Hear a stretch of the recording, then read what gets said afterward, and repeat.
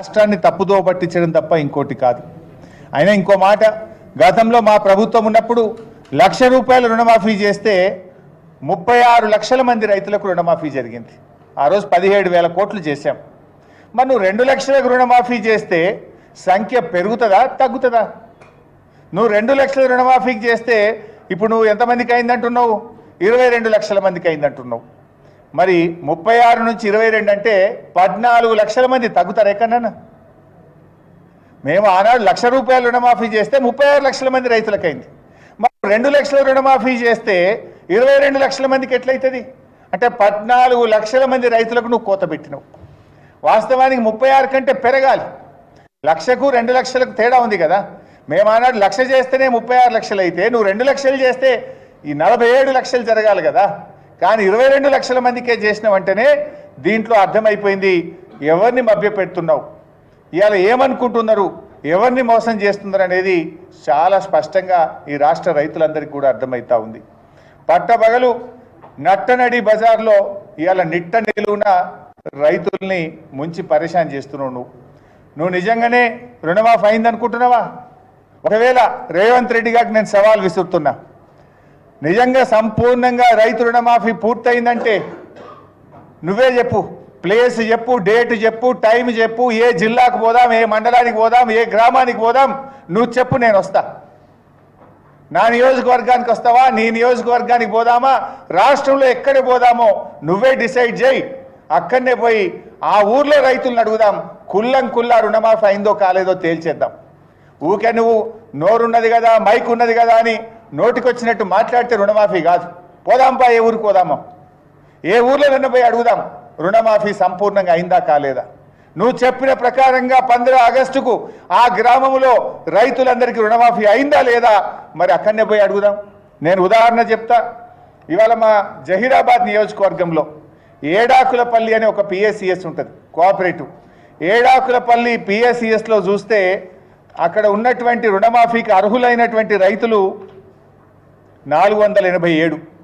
3 విడతల్లో రుణమాఫీ ఎందరికైందంటే 192 మందికి, సగం కూడా కాలే.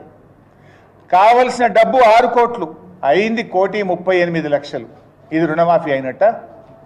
అదేవిధంగా నా నియోజకవర్గంలో తడకపల్లి అనే గ్రామం, సిద్దిపేట మండలం తడకపల్లి గ్రామంలో రుణమాఫీకి అర్హులు 720, అయింది 355.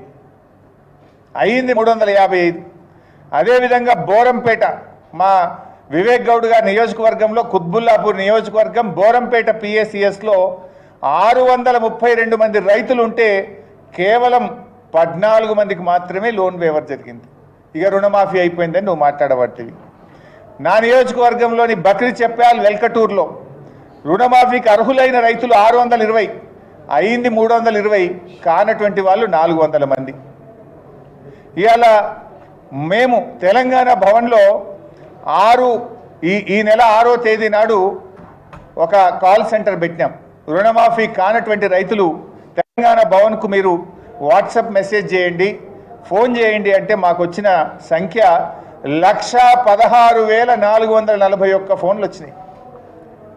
ఒక్క తెలంగాణ భవన్కు వచ్చిన సంఖ్య 1,16,441. మాకు రుణమాఫీ కాలేదు అని తెలంగాణ భవన్కు రైతులు ఫోన్ చేసినారు. ఇంత స్పష్టంగా రాష్ట్రంలో రైతులు మాకు రుణమాఫీ కాలేదంటే ఈయన గారేమో అయిపోయిందని చెప్పి మాట్లాడుతూ ఉన్నాడు. ఇవాళ రేవంత్ రెడ్డి గారు ఆయన మాట్లాడేది ఏంటంటే ఎంతసేపు మా మీద మాట్లాడే ప్రయత్నం చేస్తున్నాడు, నన్ను వ్యక్తిగతంగా నిందించే ప్రయత్నం చేస్తున్నాడు. నీ చరిత్ర ఏందో నా చరిత్ర ఏందో రాష్ట్ర ప్రజలకు తెలియదా? నేను నీలాగా మాట తప్పిటోని కాదు. ఏమన్నావు వెనకట, నువ్వు కొడంగల్లో ఓడిపోతే రాజకీయ సన్యాసం తీసుకుంటా అన్నావు. ఓడిపోలేదా నువ్వు? రాజకీయ సన్యాసం తీసుకున్నావా నువ్వు? మాట తప్పిన చరిత్ర నీకున్నది. కానీ అదే మేము మాట మీద నిలబడ్డ చరిత్ర, తెలంగాణ ఉద్యమం నుంచి వచ్చినటువంటి వాళ్ళం, ప్రజల కోసం తెలంగాణ రాష్ట్రం కోసం 2 సార్లు ఎమ్మెల్యే పదవికి, ఒకసారి రాష్ట్ర మంత్రి పదవికి మా నాయకుడు కేసీఆర్ చెప్తే రాజీనామా చేసిన చరిత్ర నాకు మా పార్టీకి ఉన్నది. నువ్వేమో చంద్రబాబు సంకలజొర్రి రైఫిల్ పట్టుకొని ఆనాడు తెలంగాణ ప్రజల మీదకి బయలుదేరిన చరిత్ర నీది. అదే తెలంగాణ ప్రజల కోసం రాజీనామా చేసిన చరిత్ర నాది. ఇవాళ రుణమాఫీ చేసిన రాజీనామా చేయని రంకెలేస్తున్నావు రేవంత్ రెడ్డి గారు.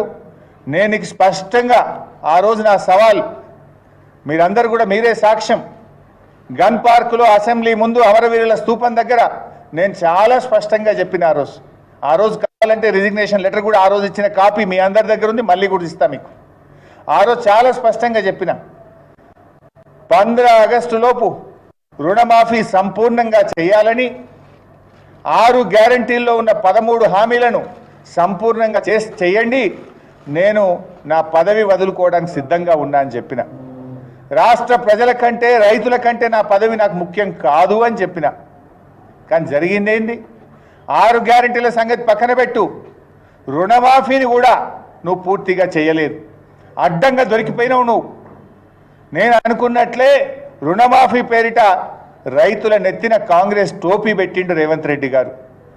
ఇది కవర్ చేసుకోవడానికి, తన డొల్లతనాన్ని, తన ఫెయిల్యూర్ను కవర్ చేసుకోవడానికి ముఖ్యమంత్రి గారి పదవి, ఆ పదవి యొక్క స్థాయిని దిగజార్చే విధంగా రోత ప్రచారం మొదలుపెట్టిండు.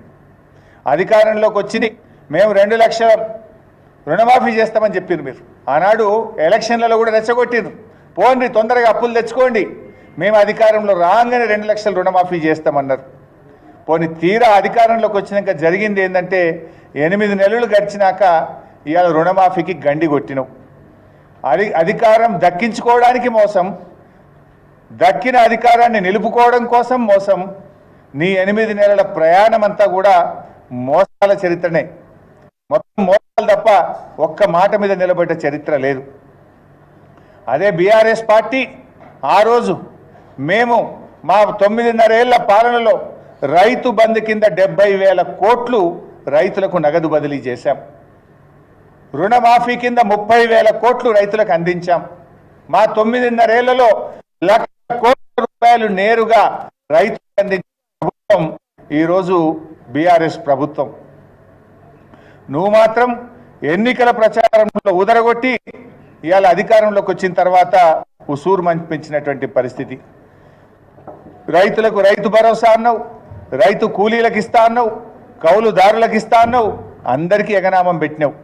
రైతు బంధు పైసలు ఎగ్గొట్టి ఇవాళ ఆ పైసల్ని రుణమాఫీకి డైవర్ట్ చేసి అది కూడా తూతూ మంత్రం చేసినావు.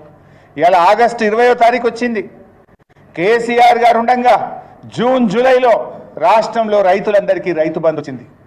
మీరు డ్రామా పెట్టిండ్రు, కేబినెట్ సబ్ కమిటీ చేసినాం, జిల్లాలో అభిప్రాయాలు తీసుకుంటాం, అసెంబ్లీలో చర్చ పెడతాం, రైతు భరోసా మీద నిర్ణయం తీసుకుంటాం అన్నారు. ఆగస్టు 20